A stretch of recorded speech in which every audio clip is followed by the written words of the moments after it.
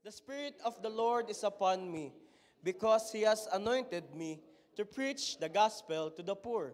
He has sent me to heal the brokenhearted, to preach deliverance to the captives, and recovering of sight to the blind, to set up liberty them that are bruised, and to proclaim the acceptable year of the Lord. Amen. Our God is Jesus, the Anointed One. Amen. Palakpan natin si Jesus. Thank you, Lord. And now, let's declare our J1 culture. Yan. Praise God. Oh, titigay mo yung katabi mo. Sabi mo sa katabi mo, ikaw yan ha. Okay, let's declare. 1, 2, 3, go. I am a...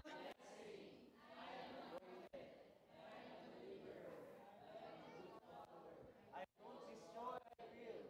I'm not seasonal. I appreciate everyone and everything. I'm part of something big. I'm in partnership with Christ, and I am not extreme. Amen. Palakpakan natin si Lord. Woo! Praise God. Amen. Kamusta po kayo ngayong gabi? Amen. Praise God. Sabi mo sa katabi mo, iba ang glow mo ngayon. Iba ang glow. Iba ang glow mo ngayon eh. Hindi ko alam dahil ba ng ilaw? Hindi ko alam. Iba ang glow mo ngayon. Amen. Sabihin mo, mas fresh ka today. Mas fresh ka today. Yan. Humanap ka nga ng sasabihan, humanap ka ng pito. Kahit magkakalayo, humanap ka ng ituturo, sabihin mo, kapatid, you are blessed. Hanap ng pito, you are blessed. You are blessed. Sige, hanap, you are blessed. Hanap pa, you are blessed. Tingin sa likod, you are blessed. You are blessed. Sa harap, you are blessed. Amen. Praise God. You are blessed. Amen. Everyone is blessed. Amen. Praise God. Pumalakpak sa Lord ang blessed. Amen. Aking itatabi ito ha. Hindi ko kayo makita. Yan. Thank you, Lord. Amen. Hallelujah. At dahil tayo ay last Sunday ng October, alam kong tayo ay galing sa handaan kahapon. Yan, shout out sa mga nadoon kahapon. Mamaya wag po agad tayo nga alis kasi tayo ay may A-night. Yan. We're gonna celebrate October celebrants. Woohoo! Happy birthday sa may birthday. Happy anniversary sa may anniversary. Amen. Actually, birthday ngayon ng dating rakista. Ngayon ay evangelista. Amen. Evangelist na ni Lord ngayon. Amen. Dating rakista, ngayon ay evangelista. Kaya wag tayo agad aalis. Okay? At ngayon, dahil last Sunday ng buwan, huwag kayong mag-alala. Huling Sunday man, mas matindi pa ang buhos ni Lord. Amen. Sino excited doon? Amen. Palakpan natin si Lord. Praise God. And also, welcome to our new friends. Yan. Hello kay Jared. Yan. Welcome back kay Kuya Eddie. Yan. Hello, hello. We're happy that you guys are here. Masaya kami andito kayo at wala tayo ba pag-uusapan? Kundi si Lord lang. Yes. Amen. And also, reminder po, taas ang kamay ng mga youth. Kahit mga feeling youth, taas ang kamay. Woo! Meron po tayong youth night, okay? We have youth night on October 31, this coming Friday. Yan. Saan po yan? Dito po. Sa ating building, yan po ay open house na po tayo 6 p.m. At ang ating pong prayer works ay dito na din. So, sama-sama tayo dito. This coming Friday, youth, invite your friends, your friendship, your coworkers, your classmate. Gusto mo magdala ng pet, magdala ka kung gusto mo. Basta iyayain mo lahat. And also, next month, dahil last week na October, taas nga ng kamay ng mga nakagraduate na ng post-MGR. Nakagraduate na, taas ang kamay. Yung alam mo, ikaw ay nakagraduate na. Iisa? Dadalwa? Tatlo? Apat? Yan. Yung mga nakagraduate na ng post-MGR, tayo ay mag-start na ng ating SOD 1. Yan. Ano yan, Pastor? SOD. Yan po ay School of Discipleship. Yan po ay ating process, no? Para tayo patuloy na lumalim sa Lord.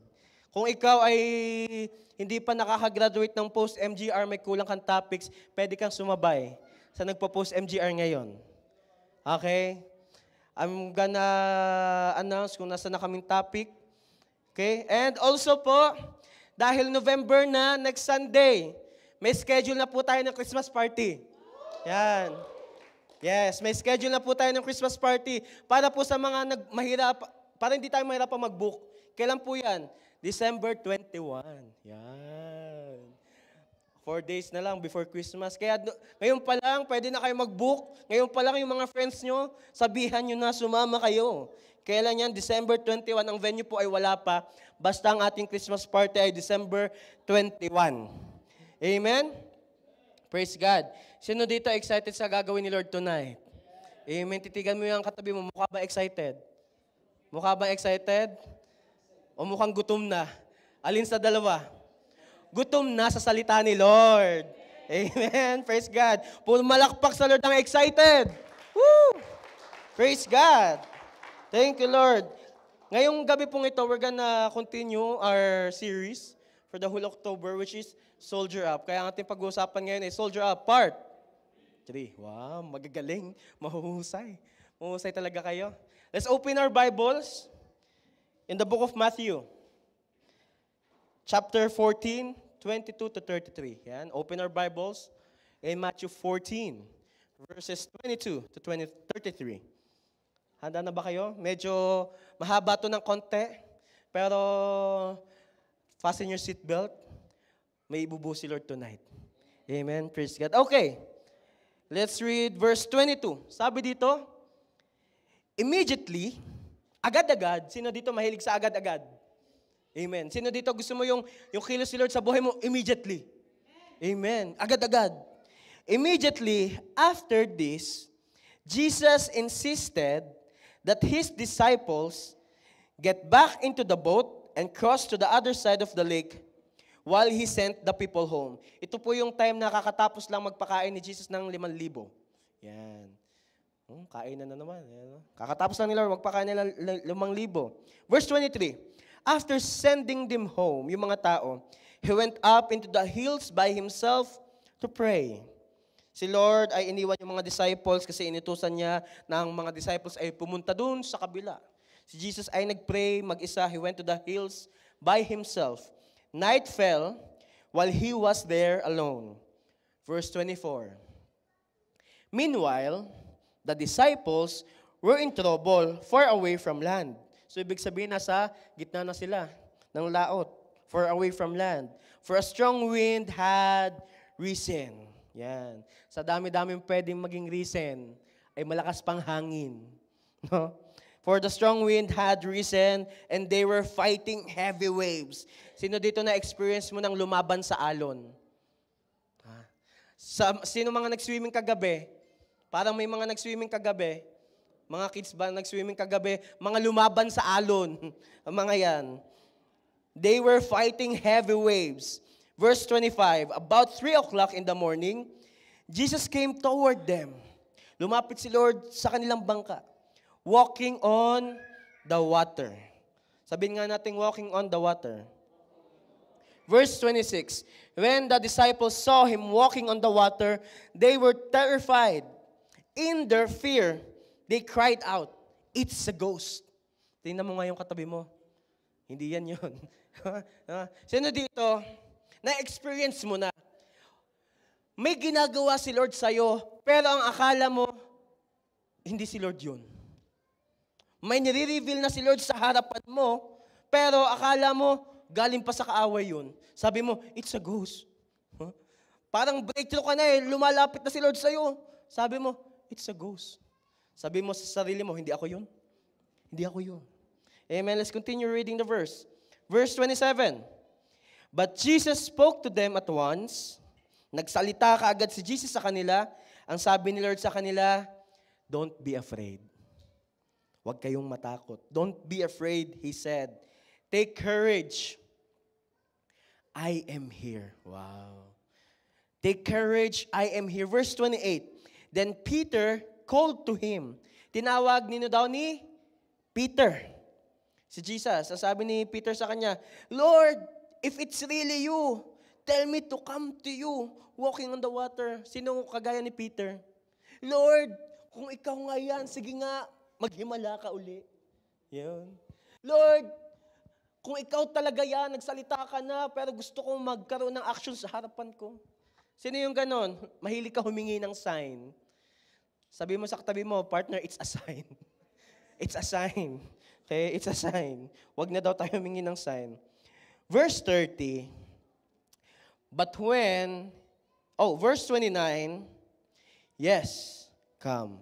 Jesus said, sabi ni Lord, sige, lapit ka sa akin. Jesus said, so Peter went over the other side of the boat and walked on the water toward Jesus. Verse 30, but when he saw the strong wind and waves, nung nakita ni Peter ang strong wind and waves, natakot siya. He was terrified and began to sink. Ayun ang nangyayari kapag natatakot. Kaya sabi mo sa katabi mo, huwag ka matakot. Pag natakot, lumulubog. Sino dito gusto lumubog? Siyempre, wala. Amen. He was terrified and began to sing, "Save me, Lord," he shouted. Verse 31, Jesus immediately, padalawang beses binanggit immediately, Jesus immediately reached out and grabbed him. Inabot agad ni Jesus ang lumulubog na si Peter.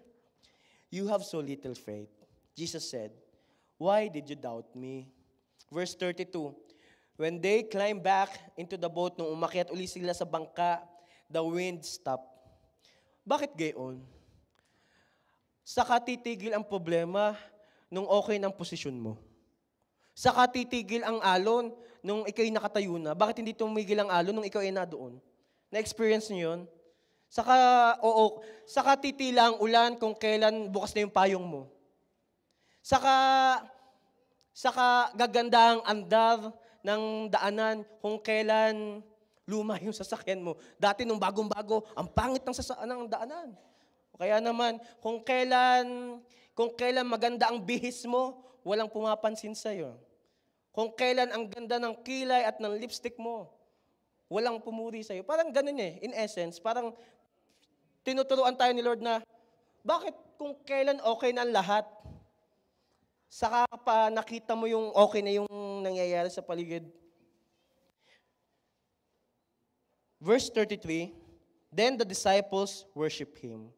You really are the Son of God, they exclaimed. Can we just close our eyes? Let's bow our heads and let's pray for a bit. Heavenly Father, Father God, salamat Panginoon sa pagkakabasa ng iyong salita. And Holy Spirit, be the one to continuously reveal to us ang iyong message today. Lord, may we not just read your word, but may we just continuously be transformed through your word. Holy Spirit, we just continuously surrender more of ourselves to you. Salamat, Panginoon.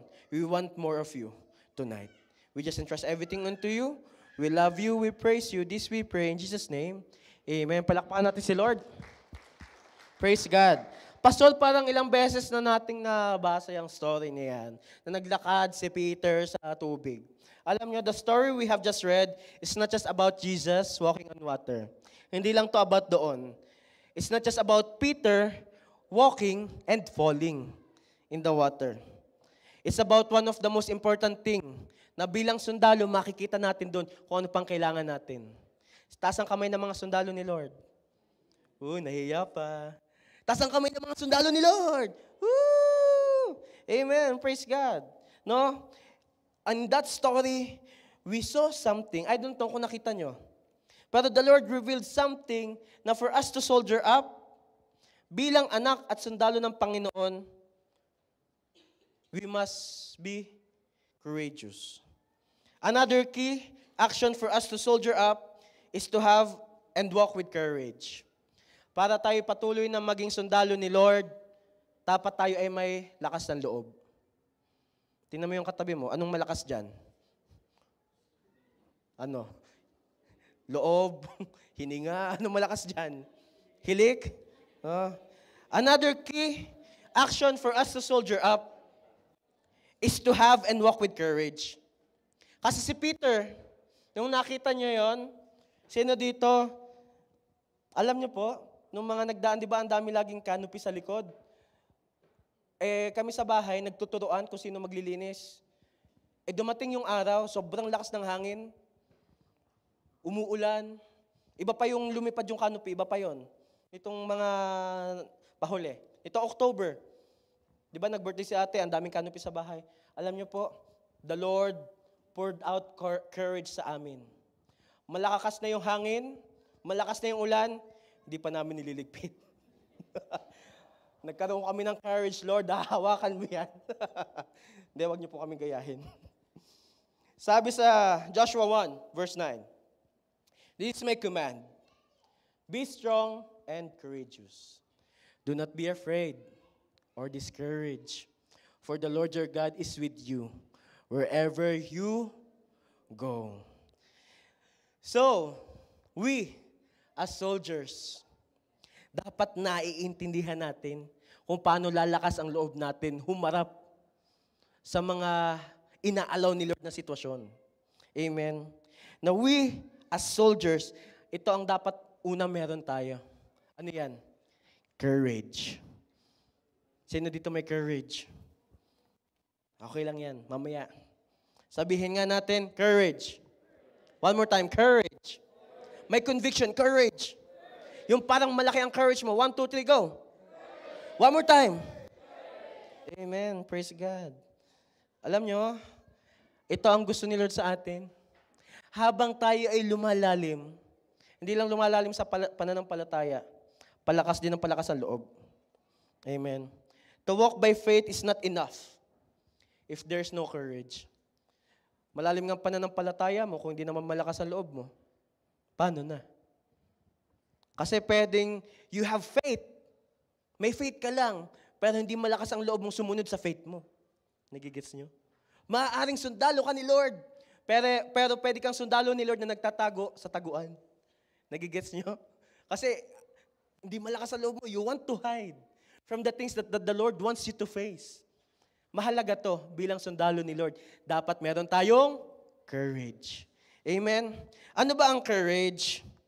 It is from a Latin word. Wow. Ang pinagmulan pala ng salitang courage ay a Latin word that is core, which means heart. Sino dito may puso? Taas ang kamay. Amen. Matakot ka, wala. It is from a Latin word that is core, which means heart. So, ibig sabihin, kapag pala may courage ka, ang involved dyan, hindi lang ito pala. Na kahit hindi nakikita nito, okay ito.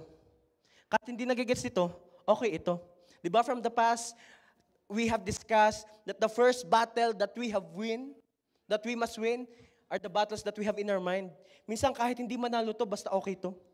Nagigets nyo? Kasi puso ang puso ang labanan. Ano ibig sabihin ng courage from Oxford Dictionary? Wow. It is the ability to do something that frightens one. Yan yung gagawa ka pa rin kahit natatakot ka. Yun. Sino dito yung pumasok sa school, sa mga students, no? Pumasok ka tapos may exam pero hindi ka nag-review. Grabe, ang lakas sa loob mo. Diba? Sino dito, nagdadrive ka, no? Tapos nakita mo, yung line ng gas mo, malapit na sa empty. Grabe, ang lakas ng loob mo. Diba? Tapos yung pinuntahan mo pa, from north to south. Oh, grabe, ang courageous mo. In Tagalog, courage is lakas ng loob or katapangan. Amen. Atapang ang tao. Kasi, it's like, naniniwala ka, kaya mas mahalaga na may courage tayo plus faith, kasi pwedeng naniniwala tayo pero hindi tayo nananampalataya. Parang narinig lang natin pero hindi tayo nakinig. Itinaas mo lang ang kamay mo sa Lord, kasi kumakanta ka, pero yung lakas ng loob na isuko sa Lord, hindi mo nagawa. May faith ka eh, pero wala kang lakas ng loob na isuko. No? Sometimes, who would agree to me? Sino mag-agree sa akin that even though you have trained enough, nabasa mo na lahat na dapat mong basahin, ilang books nang nabasa mo, ilang seminar nang napuntahan mo, pero pagdating sa korasan, minsan kinakabahan pa rin. Diba?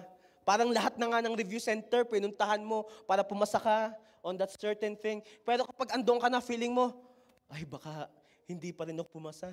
Baka hindi ko na naman ma-achieve to. May faith ka pero wala kang courage. Nagigets nyo? You have done all preparations. Handang-handa ka na. Pero pagdating sa korasan, nangihina ka ulit. Kaya maganda, faith at courage. You are all aware of what could happen kapag hindi. Pero kapag orasan, natatakot pa rin. As soldiers, hindi lang ito sa pagtitrain up ng utak at ng puso, dapat malakas din ang puso. Amen. There's a time that you can find the strength of what you should do next. Pero dahil meron kang courage, tumutuloy ka kahit hindi ka sigurado. Amen. To be courageous is a command that we must do. There are at least 11 to 15 times that it was mentioned in the Bible na we must be courageous? Depende sa translation. So, dahil ito na-mention more than twice, more than 3 times, we, as soldiers ni Lord, bilang sundalo ng Diyos, kailangan talaga lumalakas ang ating loob. We as soldiers, we must be courageous. Ano bang pwedeng itsura ng courage sa atin? For us, courage might look like this. Yung kailangan maaga ka sa trabaho, yung 10 minutes early ka sa work, tapos ang simula mo 6 a.m., pero dahil courageous ka, aaga ka, at i-compute mo pa anong oras ka, ako gigising 5 a.m., tapos ang temperature minus 35 na, tapos 10 minutes dapat early ka.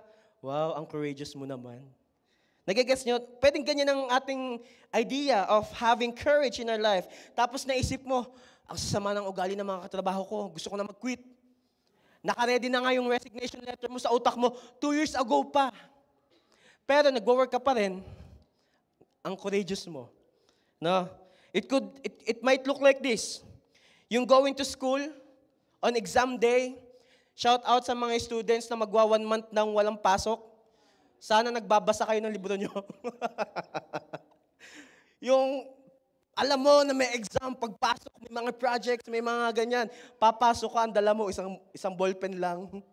Grabe ang courageous mo. No? For us, courage might look like this. Yung nagsimula sa bagong trabaho, you started a job, first time mo ma-experience, hindi mo alam kung anong gagawin mo, pero pumasok ka pa rin kinabukasan. No? Alam niyo po, first time ko mag-work sa Tim Hortons, wow, sponsor. Tim Hortons, hindi ko alam kung ano sabi. Nilagay agad ako dun sa, may area kasi dun, panggawa ng drinks. Yung 2 sugar, 2 milk, ganyan-ganyan. Alam niyo po, 1 week akong nakaubos. Kasi kapag nagpapanik na doon, tapos ang daming mga nadaan na mga sasakyan, especially sa drive-thru, matataranta ka talaga kung aling button ng pipindutin mo. Pero dahil courageous, pumasok pa rin. No? For us, courage might look like this. Even you are unsure, di mo alam kung anong solusyon, or next step na gagawin, or next na pupuntahan, but you chose to stay. Dahil may tiwala ka sa taong yon, courageous ka, malakas ang loob mo sa taong yon, nagstay ka. Wow. Taas ang kamay ng mga nagstay. Taas ang kamay ng mga mag-aasawang 5 years mahigit ng kasal. 5 years. 10 years. Wala nang 10 years. 10 years mahigit ng kasal. 15 years mahigit. 20 years. Sabi mo sa asawa mo, grabe ang lakas ng loob mo. Ang courageous mo. Salamat sa Lord sa buhay mo kasi pinalakas si Lord ang heart mo. Amen? Sometimes, because we have courage in our heart, no, we were able to stay. Sometimes yun ang ibig sabihin ng courageous. For us, courage might look like this. Hearing a negative thing from people. Hearing negative things, especially from the doctors, there is no clarity of what might happen. Pero dahil may courage ka sa puso mo, nag-a-attend ka pa rin ng church, nag-worship ka. That's courage. Amen? For us, courage might look like this. Humaharap ka sa paulit-ulit na nangyayari sa buhay mo.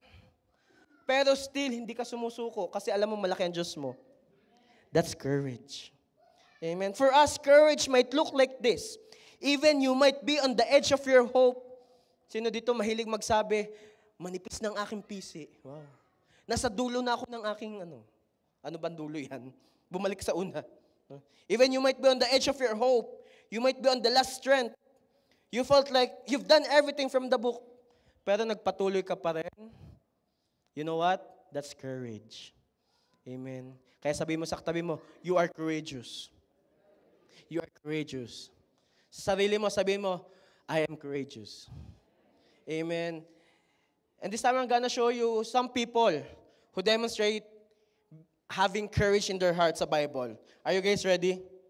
Example of people who walk with courage in the Bible. Una, si David. Do you guys know David? In 1 Samuel chapter 17, if you're gonna read that chapter, si David, because he has courage in his heart, hinarap niya a giant, tapos ang weapon lang niya, bato at slingshot. Grabe, no? Grabing courage si David.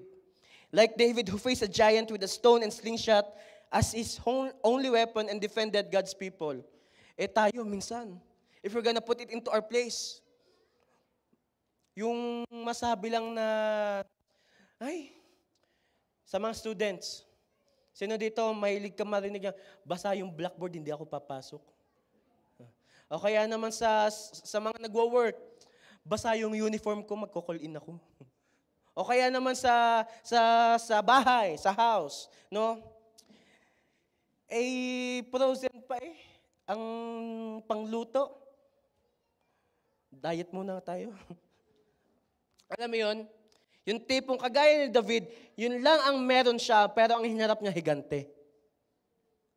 Courageous si David. Like the 3 Hebrew boys, Meshach, Shadrach, and Abednego. Sino ba sila? Yung 3 Hebrew boys na nag-say no sa culture nung pinapa-load sila ni Haring Nebuchadnezzar sa Diyos-Diyosan. Anong ginawa ng 3 Hebrew boys? They go against to bow down dun sa idol kasi alam nila kung sino totoong Diyos. Ang na-experience dyan ng 3 Hebrew boys, sila ay na-peer pressure.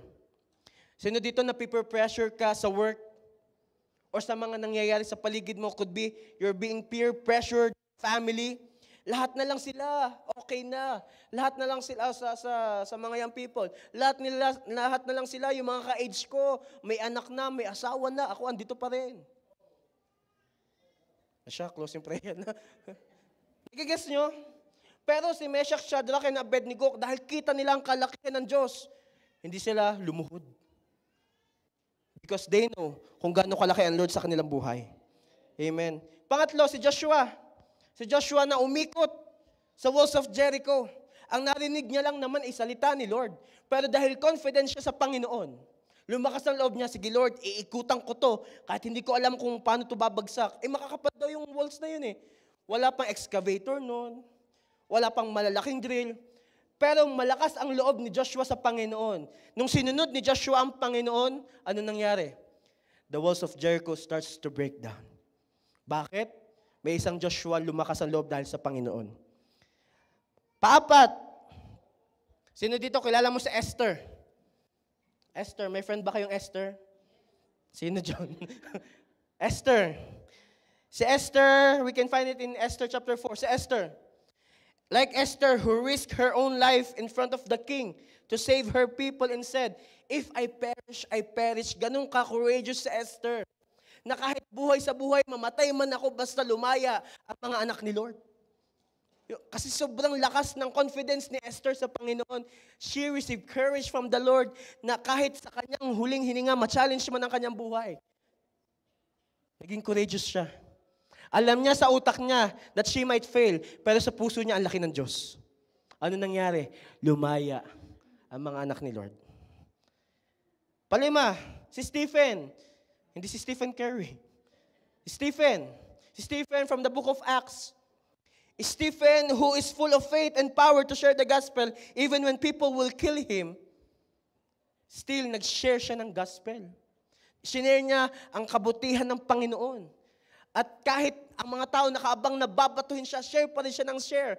Until such time, he died sharing the gospel. Ganong kalakas ng loob ni Stephen. Even hanggang sa huling hininga niya, he was worshiping God. Kasi nga, kita ang kalakihan ng Diyos. And last na Bible character who demonstrated courage. Like Peter and John, no? In the book of Acts chapter 4, they were able to preach Jesus in front of the Sadducees and Pharisees. Sino ba yung mga Sadducees and Pharisees na yun? Sila yung mga nagper-persecute sa kanila. Sila yung mga humahanap sa kanila. Pero they are courageous. Still, sila ay sumunod sa Lord. I have a question to you, church. Hanggang saan ang limitasyon na masasabi mo malakas ang puso mo? Ano ang statement, ano ang sitwasyon na maglalagay sa'yo in the position of, Lord, hindi ko na kaya. Kagaya ng mga sundalo, no? Even if their comrades on their side, left and right, matamaan ng baril or anything, because they have this courage to protect the goal that they have, yung oath. Maraming, sa generation natin, sa generation natin ngayon, alam niyo po, marami akong mga youth na na-interview, marami palang gusto mag-military ngayon. Meron dito, meron sa ibang province. Yung mga youth po na namimit ko, maraming gusto, kasi they are full of courage. That even after, buhay man ang kapalit, because they want to do something, ibibigay nila. Bakit? May courage. Sabi mo nga sa katabi mo, courage. Sabi mo sa sarili mo, courage. Ngayon, babalikan natin yung binasa natin kanina, yung kwento ni Peter on how he walked on the water. Sino dito gusto mo maging courageous? Amen. Sino dito gusto mo, ang puso mo, sabihan ni Lord, patuloy niyang palakasin? Amen. Sino dito gusto mo that whatever comes in front of you, magtutuloy-tuloy ka pa rin? Amen. Sabi mo nga sa sarili mo, I am courageous. One more time, I am courageous. Mas malakas, I am courageous. Huwag magalit. How to be courageous? Number 1. How to be courageous? Number 1. Silence the things that is not of the Lord. Kailangan mapatahimik ang mga bagay na hindi galing sa Lord. Huwag mong tingnan yung katabi mo. Dapat ma-silence ang mga bagay na hindi galing sa Lord. Matthew 14:26-27. Okay, to be courageous, let's look at this one. Verse 26. When the disciples saw him walking on the water, they were terrified. Nakita na nila yung image ni Jesus, pero takot pa rin. Wala silang lakas na loob na aminin na si Lord na ang kumikilos. Nagigets nyo? They were terrified. In their fear, they cried out, "It's a ghost." Verse 27, but Jesus spoke to them at once. Don't be afraid, he said. Take courage. I am here. In the midst of the situation where the disciples are being scared of their situation, ikaw na, nasa bangka, nasa laot, humahampas, kaliwat kanan, tapos may makikita ka pang image. Sino hindi matatakot? Siguro kahit ako, matatakot ako during that time. Pero nung nagsalita si Lord, kita niyo yung contrast. In their fear. Sabi dun sa scripture, in their fear. Pero anong sagot ni Lord sa kanila? Don't be afraid. Pwedeng may takot ka. Yes. Pero pwede mong sabihin sa sarili mo, huwag kang matakot. Pastor, pwede yun? Oo. Diyan sa text na yan, sa tingin nyo, pagkasalita ni Jesus na wala ang takot ng disciples, may tanong ako sa inyo. Nung napakinggan nyo ang pangako ni Lord, nung first time nyo napakinggan, naniwala agad kayo? Nung first time na nag-reveal si Jesus sa'yo, nag-surrender agad kayo ng puso?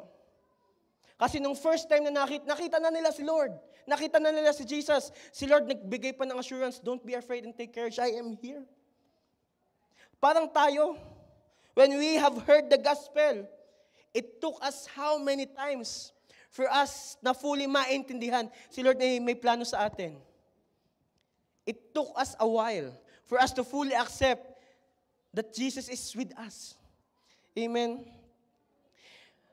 Natanggap mo na nga si Lord eh. You have received the promise.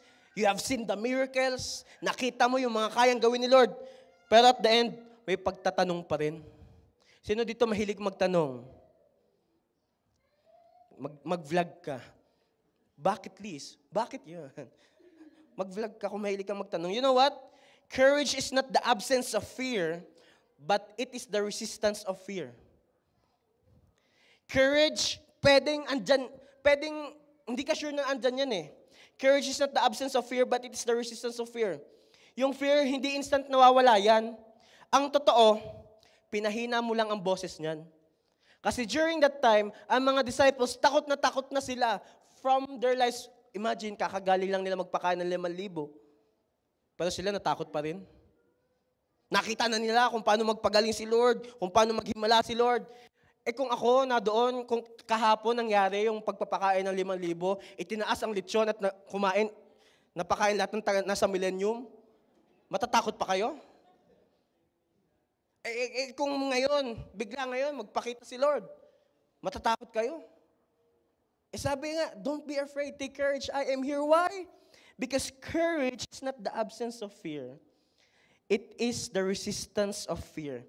Gusto lang ni Lord na mapahina natin ang mga boses na hindi galing sa Kanya. Ang totoo, yung fear, hindi yan instant nawawala. Yung fear, it will take time. Sometimes, andyan pa rin yan, pero ano ang nangyayari? Dahil unti-unting nare-reveal si Lord, palapit ng palapit. Si Lord, palapit ng palapit sa mga disciples during that time. Dahil palapit ng palapit si Lord sa iyo, ikaw habang lumalapit sa Panginoon, unti-unting nawawala ang takot sa iyo. Ano bang kinakatakutan mo? Maliban dyan sa, ayaw ko sabihin. Maliban sa sitwasyon na meron ka, anong kinakatakutan mo pa? Takot pa rin kay John at Judith? Takot pa rin sa mga sakit? Takot pa rin? I'll tell you this. Every time na tayo lumalapit kay Lord, tuloy-tuloy, lumalaki ang revelation ni Lord sa ating buhay. Amen. From context, the disciples have fear in their hearts. Pero dun nung nagsalita ang Panginoon, anong nangyari? Mas narinig na nila ang boses ni Lord. Kaya I'll tell you this, church, for you to continuously soldier up, para lalo lumakas ang heart mo, na ikaw ay patuloy na magkaroon ng courage in your heart, lumapit lalo tayo kay Lord. Para ang mas lumakas na boses ay hindi yung boses ng mundong ito at ang boses ni Lord. Amen. Sino dito unti-unti nagiging courageous tonight? Amen. Kasi naririnig mo that God is with you. Bakit sabi ni Lord? Take courage, I am here. Amen. Si Lord kasama natin. Amen. Kaya wag mo nang papakinggan yung mga negative na mga balita. Ano man kung hindi natin kaya. Kaya ni Lord. Kahit tayo gumulong din umiyak tayo ng ilang beses. Kung titingnan natin ang kalakihan ng problema, hindi natin makikita ang kalakihan ng Diyos. Pero kapag nakita natin ang kalakihan ng Diyos, hindi natin makikita ang kalakihan ng problema. Amen. Kaya sabihin mo sa katabi mo, silence the fear. Silence the fear. Why? Because there is an absence of fear in the Lord. Amen. Hihina ang boses ng kaaway sa tenga mo kung pupunuin mo ang puso mo ng pagpupuri sa Diyos. Hihina ang boses ng kaaway sa tenga mo kung pupunuin mo ang puso mo ng pagdadakila sa Panginoon. Hihina ang boses ng sitwasyon mo kapag pupunin mo ang sarili mo kung gaano kalaki si Lord sa iyo. Amen. I don't know what exactly is the Lord dealing with you today. Pero I'm gonna tell you this. Kapag sinilence mo yung mga negative sa buhay mo at nag-focus ka sa mga positive na pangako ni Lord, I'll tell you this. Patuloy na palalakasin ni Lord ang loob mo. Amen? Sino may gusto nun? Praise God. Number 2. May nagsabi sa akin kanina Pastor, bilisan mo daw kasi A-night. Sige na. Sorry Number 2. Don't say no when God says go. Alam nyo tayo minsan mas mabilis pa tayong sumunod sa mga bagay na wala namang authority sa ating buhay. Mas mabilis tayong sasabihin sa'yo nung kausap mo dati, kain ka na. Hindi naman magiging kayo. Tapos ang galing-galing mong kumakain ka, nakangiti ka, tapos mamaya hindi naman ikaw sasagutin. Minsan mas magaling pa tayong sumunod sa mga bagay na hindi naman si Lord. Amen? Na parang sasabihin ng, ano pang pwedeng sasabihin sa atin ng let's say sa workplace. Sa workplace, pwedeng sabihin sa atin ng ating ng boss, ng ating manager, I have something big for you, ganito, ganyan. Pero Sunday yun. Ano mas pipiliin mo? Pastor, kailangan ko mag-work Hindi ba malaki si Lord sa'yo? O kaya naman sa school mo. Sa school mo, I have to learn, ganyan. Kailangan ko mag-review. Alam nyo, proven and tested. Kahit gumulong ka, kainin mo yung libro, kung hindi ka talaga sasamahan ni Lord, hindi, wala. Nagawa ko po yun eh. Talagang walang tulugan, nag-aaral, pero hindi nag-pray, hindi in-ask kay Lord bago mag-exam. Pwede yun eh. Alam nyo, may narinig ako, di ko tanda kung si Rev Gio ba yun. Siya daw, kapag nag-e-exam, nagpe-pray lang. At kapag nagpe-pray siya, lumiliwanag daw yung answer. Ganun ang nangyayari kapag ang confidence mo na kay Lord. Don't say no when God says go.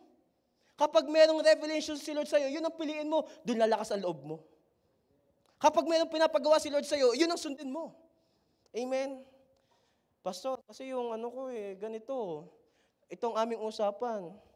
Alam niyo po, sa may mga pinagpe-pray na gusto mo dalhin kay Lord, hayaan mong piliin mo lagi si Lord. At makikita ng taong yung pinagpe-pray mo kahit meron kayong ganito, ganyan. Mamaya si Lord nang magta-touch sa puso ng taong yun. Bakit? Si Lord ang nagsabi. Amen. Let's read Matthew 14, verse 29 to 30. Verse 29, sabi dito, yes, come. Jesus said. So Peter went over the side of the boat and walked on the water towards Jesus. Kung hindi pa magsasalita si Jesus kay Peter, si Peter hindi siguro lalabas sa bangka. May tanong ako sa inyo. Kailan mo na-overcome ang mga challenges sa buhay mo? Di ba nung nagsalita si Lord? Paano kung hindi mo piniling magsalita si Lord sa buhay mo? Di hindi ka nakalabas sa sitwasyon mo. Nagigess nyo? Salamat sa Lord. Si Lord nag-initiate para maintindihan natin ang boses niya.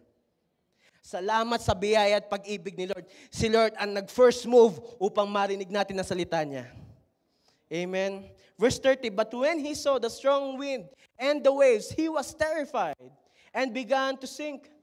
Sabi ni Peter, save me, Lord. He shouted. Yung paglalakad ni Peter dyan, we might think of it na it was a big miracle. Kasi Peter himself was able to step on the water. He was able to walk in the water. But you know the reality behind it? Si Peter hindi lumakad sa tubig. Pastor, saan? Peter here didn't walk on water. He walked on God's promise. Kasi kung walang pag-aalaw si Lord, yes, come. Si Peter hindi pa rin siya makapagsalita. Pero nung si Lord nagsabi, yes, come, nagkaroon ng pangako si Lord, nagkaroon ng word si Lord kay Peter na anong sabi? Sige, lakad ka. Nagigets nyo? Hindi naman talaga dahil sa tubig si Peter ay nakamove forward. He was able to take the first step. Hindi lang dahil nakita niya si Jesus. Kita nga nila si Jesus, anong akala nila kay Jesus? It's a ghost. Multo. Malaking problema. Malaking sitwasyon. Yun ang akala nila. He was able to take the first step, hindi lang dahil nakita niya si Jesus. Hindi nga malinaw na si Jesus yung nasa harapan nila eh. Pero when Jesus spoke, Jesus said, yes, come. Na-recognize ni Peter ang boses ng shepherd niya. The sheep knows the voice of his shepherd. Peter became courageous because of the Lord's voice. Next slide, please. Peter became courageous because of the Lord's voice. Lumakas, next po. Lumakas ang loob ni Peter dahil nagsalita si Lord. Hindi lalakas ang loob ni Peter kung kita niya lang. Mas lumakas ang loob ni Peter kasi nagsalita si Lord sa kanya. Sino dito nagsalita na si Lord sa inyo? Sino dito may dealing na si Lord sa inyo? Sino dito meron ng pinapagawa si Lord sa inyo? You know what? Ito narinig ko ito sa isang kanta eh. Sabi doon sa kanta, we don't need these eyes to see God's miracles in front of me. Yung ikaw at ako ngayon humihinga, himala na yan. Yung ikaw at ako ngayon, narito tayo sa worship service, himala na yan. Hindi natin talaga kailangan makita, kailangan ang mata natin para malaman na si Lord ay naghihimala. Minsan sapat na yung salita ni Lord. Kasi yung iba hindi nila naririnig ang boses ni Lord. Salamat sa Lord, naririnig natin ang boses niya. Amen. We don't need to know the way. Hindi natin kailangan malaman ang daan. Because the Lord called us to walk in faith. Na kahit hindi ka sure kung saan ka pupunta, kung saan dang ka tutuloy, kung ano nang kasunod, pero the Lord has called us to walk in faith. Lalakas ang loob mo. Amen. Palakpakan natin si Lord. We don't need to know it all to know that God is in control. Nagigess niyo yan. Sometimes masyadong umiiral yung ating pagiging tao kasi tao naman tayo.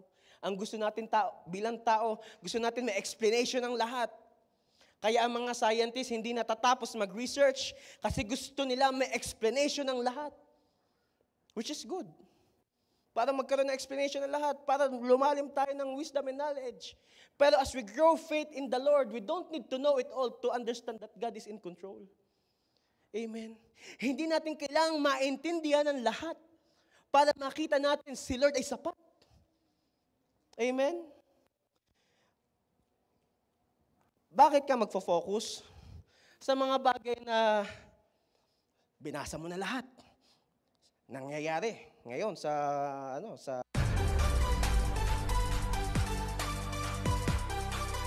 ay ano ga? May nabago ga? Oh, pastor, alam ko ang gagawin.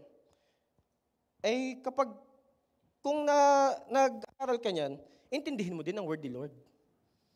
Kasi the more na nai-immerse tayo sa pangako ni Lord, naiintindihan natin, malaki at maganda ang pangako ni Lord. Amen. Now, we might not know what is about to come, pero dahil alam natin si Lord ay andyan, hindi na tayo matatakot. Hindi man tayo sure sa pwede mangyari tomorrow, even tonight. Pero meron tayong assurance, si Lord kasama natin. God is in control. Amen. Palakpakan natin si Lord. Yung pagtapak doon ni Peter, hindi niya alam kung saan siya tatapak. Ang sabi lang naman ni Lord, yes, come. Pwedeng si Peter tumapak sa kabila o sa kabilang side. No? May tanong ako sa inyo, sino dito you have experience going into obstacle course? Di ba usually ang pipilian nating unang tapakan is yung kalmado? Siguro si Peter that time nung sinabi ni Lord, yes, come, hindi niya alam kung saan siya tatapak. Pero isa ang naging klaro kay Peter, dahil nagsalita si Lord, kahit saan siya tumapak, basta go. He will not say no, because God says go. Amen. Kaya sabi mo sa katabi mo, it's time to go. Don't say no. Amen. Let's go. Amen. Pero, we as a church, salamat sa Lord, rinig natin ang boses niya. Amen. At dahil doon, mas lumalakas ang presensya ni Lord sa atin. Bakit? Pinipili natin ang boses si Lord. Amen. Praise God. At dahil dyan, tayo ay nagiging courageous. Amen. Tayo ay nagiging lalo sundalo ni Lord. Amen. Sige, palakpakan natin si Lord. Last point for tonight. Kung nung una, we need to silence the things that is not of the Lord. Pangalawa, don't say no when God says go. Number 3, kailangan mo maintindihan to. You have a Savior. May magliligtas sa'yo. Let me repeat that. Para tayo ay maging courageous, dapat maintindihan natin na may magliligtas sa atin. Na meron tayong Savior. May magliligtas sa iyo at sa akin walang iba kundi ang Panginoong Jesus. Nagawa niya sa cross, kayang-kaya niya ngayon. Amen. Let's read Matthew 14 verse 30 to 31. Sino excited dito?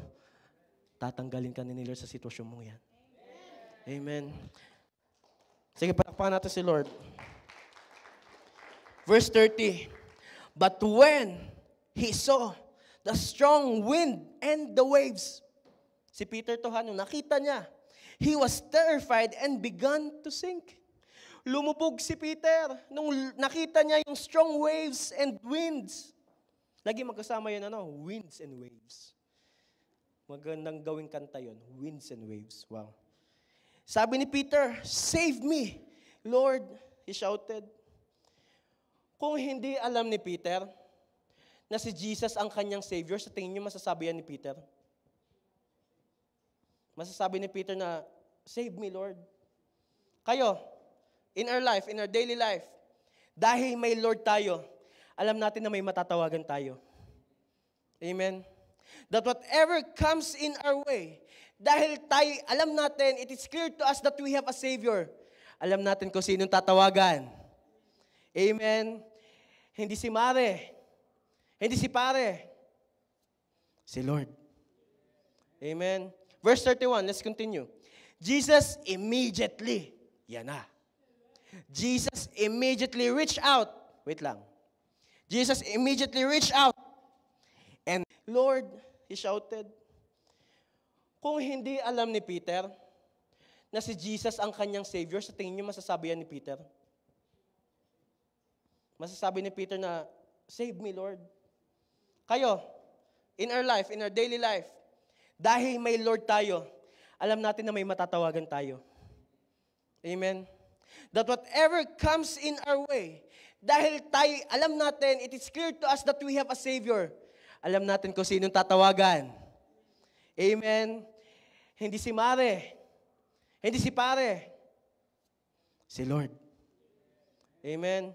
Verse 31, let's continue. Jesus immediately, yan na. Jesus immediately reached out. Wait lang. Jesus immediately reached out and grabbed him. Gawa ng dagat. Daig ang 911. Sobrang daig ang 911. Ang 911, bago pa makarating sa'yo, pipindutin mo pa si Lord. Sabi mo lang, Lord, save me. Kayang-kaya ka nang abutin ni Lord. Sa may mga dinidil na anxiety and depression, you can just say, Lord, save me. Gagawa si Lord sa'yo. Amen? Kapag malinaw yun, hindi ka na mahihirapan i-let go ang mga bagay na nagpapabigat sa puso mo. If it is clear na meron tayong manliligtas, hindi na tayong lahat na bigay na natin sa Panginoon. That we must love Him with all our heart, buong puso, buong lakas, buong isip. Amen. Alam nyo, kapag nangyari yan, hindi mo pa hinihingi. Binibigay na ng Diyos. Hindi pa pumapasok sa isip mo na i-pray, naghihimala na si Lord sa'yo. Hindi pa pumapasok sa puso mo because we are beginning to love God and understand that He is our great rescuer. Hindi mo pa nai-imagine, nire-rescue ka na ni Lord. Immediately, tatanggalin ka na ni Lord dyan. Bakit? Mali payo ni Lord sa'yo, pakinggan mo lang ang boses si Jesus sa'yo. You know what? Yung iba bumabagsak, ikaw nakatayo pa rin. Amen? You know what, church? 2 Chronicles, be brave, be courageous, for your work will be rewarded. That our work in the Lord will never be in vain. Si Lord, lagi siyang may pabor sa kanyang mga anak. Si Lord, hindi lang magliligtas, bubuhusan niya ang kanyang mga anak ng pabor. Favor upon favor. Repeat this after me. Sabihin natin, Lord Jesus, forgive me in my doubts, in my shortcomings. Lord, cleanse me with your blood. I accept you as my Lord and Savior. And starting today, write my name in the book of life, there in heaven, and never be erased until your day comes. Jesus, be my Lord and Savior. Sige po, let me just pray for you. Lord, there are these challenges that we cannot control. But because of your word, we don't need to know them all for us to fully understand that you are in control. Lord, hindi namin kailangan na fully makita na naghihimala ka for us to know na naghihimala ka. Lord, hindi namin fully kailangan na maranasan ka agad ang mga hinihintay namin para maintindihan na ikaw ay malaking Diyos. Lord, salamat that tonight, pinapalakas mo loob namin, that you are putting our confidence to you. Salamat, Lord, tonight, you are silencing the voice of the enemy over our heads. That, Lord, by your grace, we are choosing to hear your voice. Lord, Holy Spirit, be the one to continuously work in our lives. Our heart and flesh may fail, but you're the God who can rescue us. Lord, salamat po. Kasi kayang-kaya mo kami iligtas sa sitwasyon namin. Lord, salamat po. Kasi you want us to be courageous. By your grace and mercy, as we have this confidence to you, you are pouring out your courage to your people. And Lord, this time, as we continuously worship you, I declare courage flow sa bawat isa ngayon. Lord, as we continuously lift up your name, salamat Lord. Tatayuan namin ang salita mo. Salamat Panginoon. Lalakas ang loob namin sa biyaya mo. Salamat po, O Diyos. Our hope is you. Thank you, Jesus. Thank you, Father. Thank you, Holy Spirit. Come on, let's worship the Lord. You're the reason that I live. You're the reason that I sing. Jesus, Jesus, I believe in you. Jesus, I belong to you. You're the reason that I live, the reason that I Jesus, Jesus, I believe in you. Jesus, I belong to you. You're the reason that I live, the reason that I sing with all I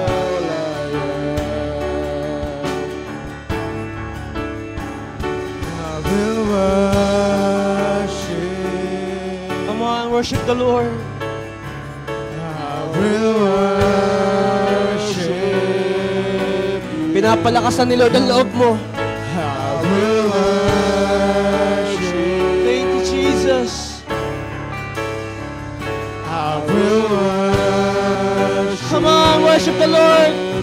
Raise your hand to Jesus. Lord, I will worship.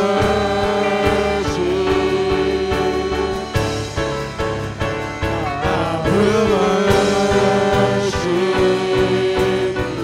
I will worship you, Lord.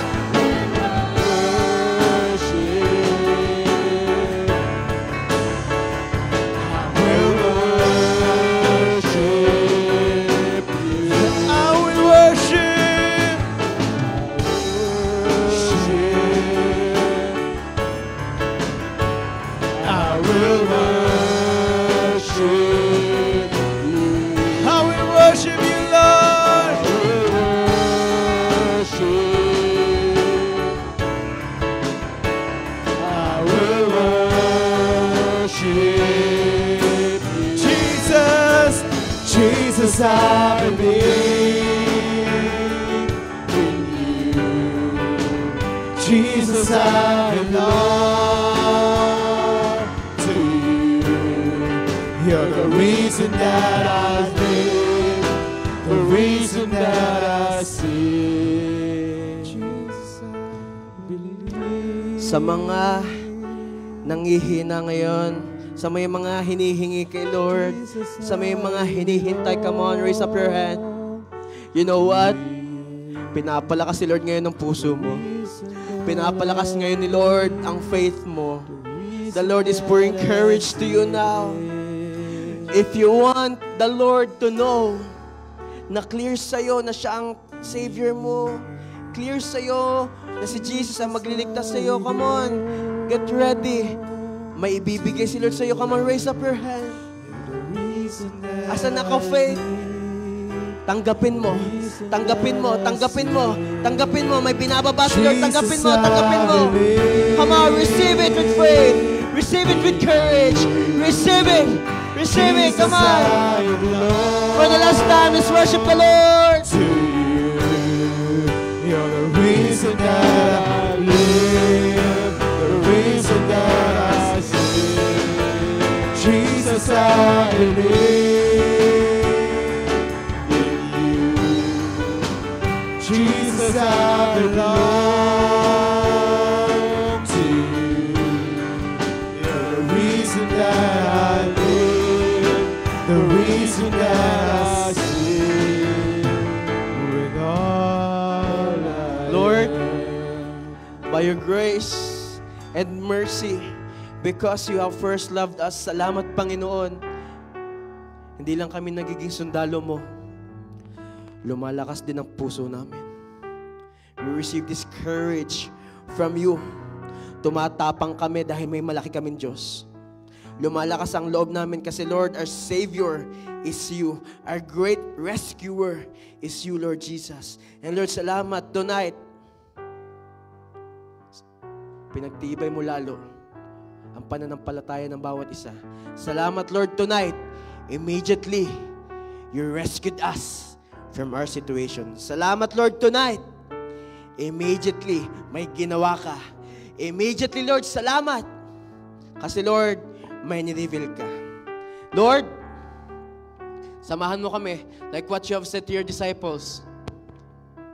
We will have courage because you have said you are with us.